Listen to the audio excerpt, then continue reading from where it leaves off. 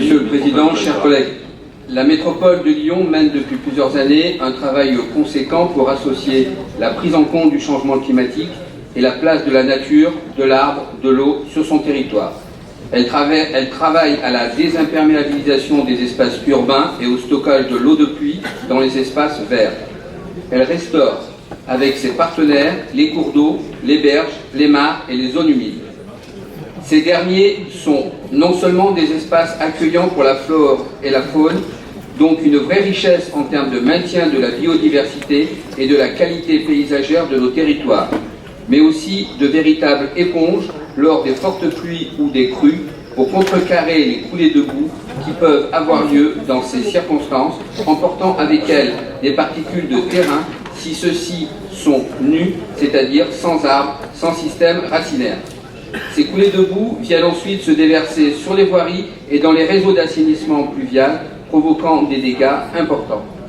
En témoignent les récents événements survenus notamment sur les communes de Dessines et Genêt en juin 2018. Événements néfastes, mais qui ont eu l'avantage de renforcer la collaboration entre élus, services de la métropole et agriculteurs.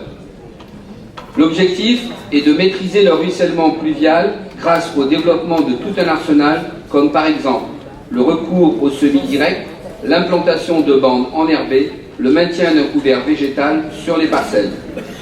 En somme, la lutte contre l'érosion n'est pas qu'un sujet technique. Elle s'inscrit dans un contexte global de la préservation et de la valorisation de notre patrimoine naturel, ainsi que dans des logiques de maintien de la sécurité de nos citoyens. Il est nécessaire de poursuivre le dispositif et nos efforts pour la préservation de nos terres agricoles et de nos villes. Le 21 mars 2016, le Conseil métropolitain a approuvé le projet agro-environnemental et climatique de l'agglomération lyonnaise pour la période 2016-2022.